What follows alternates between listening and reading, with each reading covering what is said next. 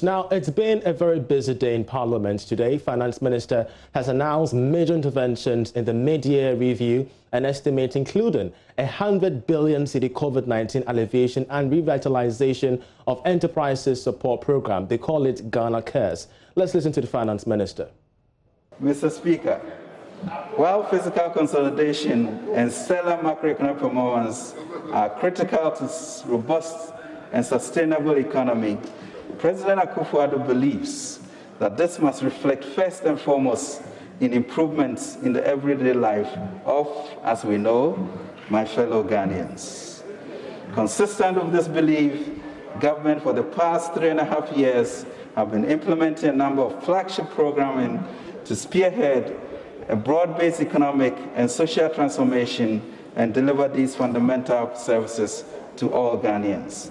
Mr. Speaker, progress has been made in the implementation of these flagship programs, with significant achievements in the implementation of the free senior high school, planting for food and jobs, one district, one factory, infrastructure for poverty eradication program, and Nation Builders Corps, amongst others.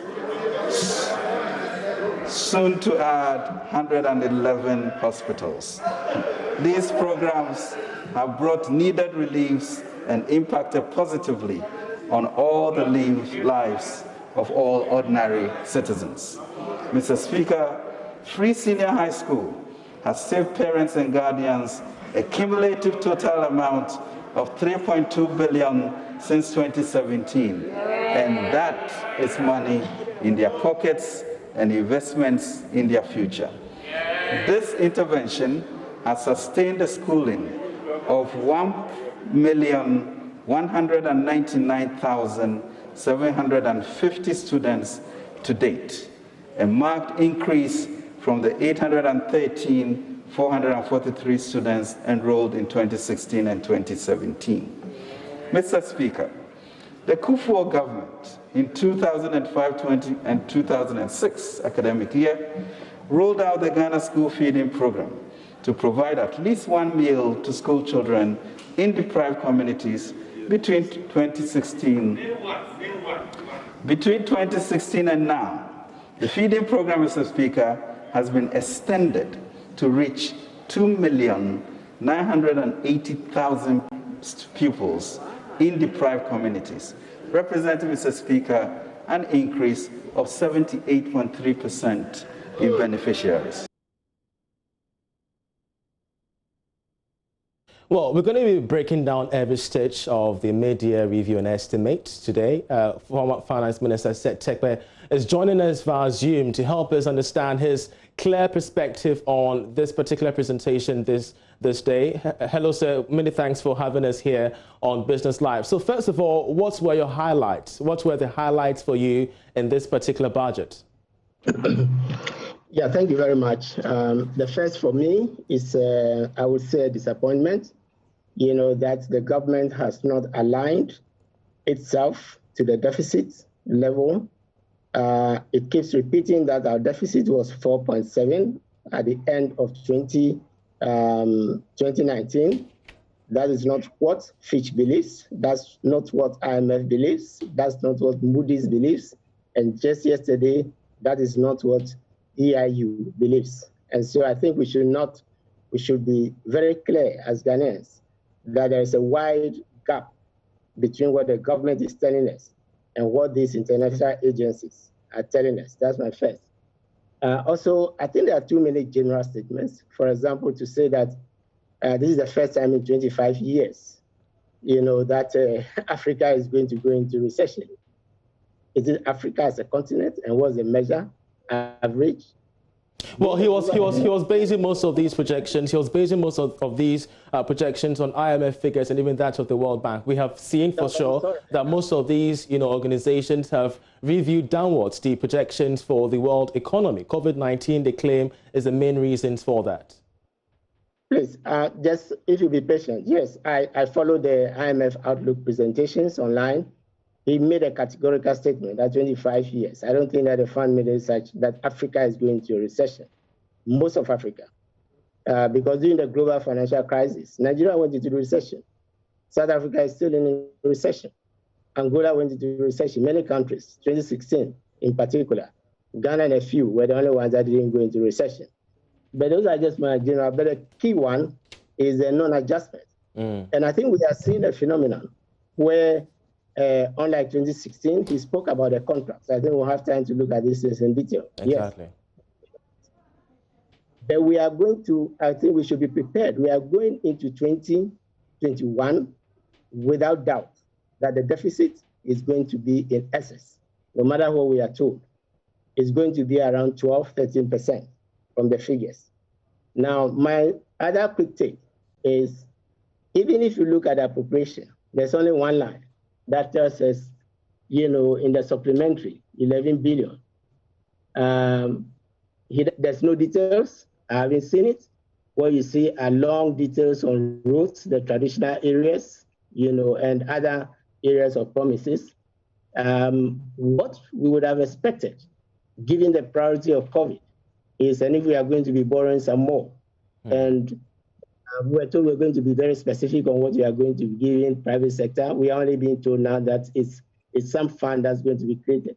But the point is that we also miss the opportunity to be told in detail, how much of specific revenue did we spend in different lines. Our budget estimates are very detailed.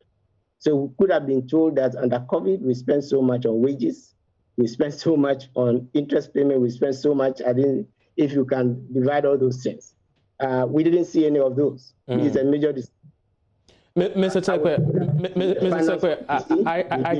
I get your arguments there, but looking at the numbers once again, it's quite clear that we're experiencing literally no economic growth. Of course, the minister has stated that growth margins are to decrease from 6.8 to just about 0.9%. Do you see a possible recession in the offing?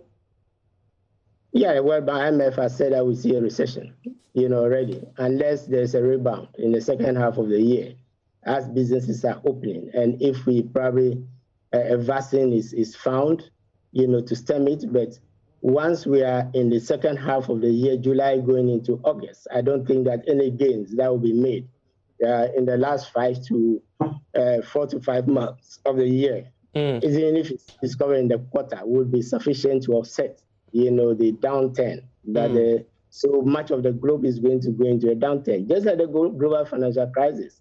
Right. This crisis is different only in severity, but its effects are the same. Now, take a look at on our economy. Great. Yes. Take a look at what the finance minister said about our debt stock. When we come back, you give me a reaction to that. Taking into consideration all these developments, the provisional debt stock as at the end of June 2020 stood at 255.7 billion Ghana cedis, 45.5 billion US dollars, representing 66.36% of GDP. The increase was mainly as a result of a Eurobond issuance of $3 billion in February 2020, exchange rate depreciation, front-loading of expenditures, and the COVID-19 effect, which increased the cedi equivalent of the outstanding debt stock. The total debt stock was made up of 134.9 billion, 23.9 billion US dollars, 120.8 billion Ghana cedis, 21.5 billion US dollars of external and domestic debt, accounting for approximately 52.7% and 47.3% of the total public debt stock, respectively. As a percentage of GDP, external and domestic debt represented 35% and 31.36%, respectively. Mr. Terpker, your response? It is quite clear. Even our debt report, our own debt report says at end of 2019, the debt is 63% already. So how you could be adding 3 billion of sovereign bond and other, yes, the GDP has expanded larger, but it is declining on account of, COVID.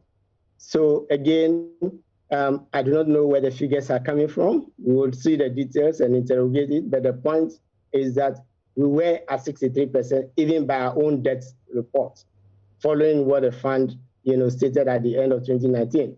So I don't see how 1 billion from the IMF in the first quarter and another 3 billion from our own sovereign bond, and other borrowing, World Bank and others, apart from the grants, will all add up and will still remain at 63%. Did we pay down debt, and from which source? Mr. Terpker, that we have been told that it's difficult. We have been told that it's very difficult to even service our debt. So I don't get it. Mr. Terpker, what would you have done differently should you be the finance minister? Oh, what we did, we created a stabilization fund. You don't prepare for crisis during crisis. You prepare for crisis when the times are good. And with one oil field, we created a stabilization fund. With 3 oil fields, very little was added to it. Maybe we should have been withdrawing 500 million if you just do a simple 3 by 1, within 3 years. So we didn't. We didn't prepare for crisis, big or small. We didn't pay down debt using the sinking fund, which the law is very specific. We didn't. We kept adding, and we are just accumulating. So we have had measures, and I believe we are going to be announcing some more. We are very creative, as a party. We created Ghana Infrastructure Investment Fund, which invested, for example, in Terminal 3, right? If you look at the appendix, the airport is suffering. And yesterday, we are going to be reducing the airport tax, which goes to airport company, from about 500 to about 300 for a business that is suffering, a sector, tourism, that is suffering. I mean, this is a sort of management of the economy. So I'm saying that infrastructure fund, the money from VAT was stopped. The money from oil revenue, ABFA, was stopped. You can't manage crisis, if you are stopping all these initiatives. Great.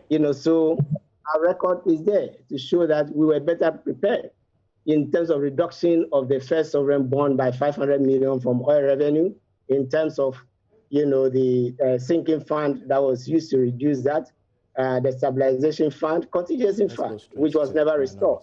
The amount that is sitting in contingency fund is the stabilization fund that was swept into a contingency fund. That is how you prepare. So it tells you, that we have a better record in terms of, how to manage crisis.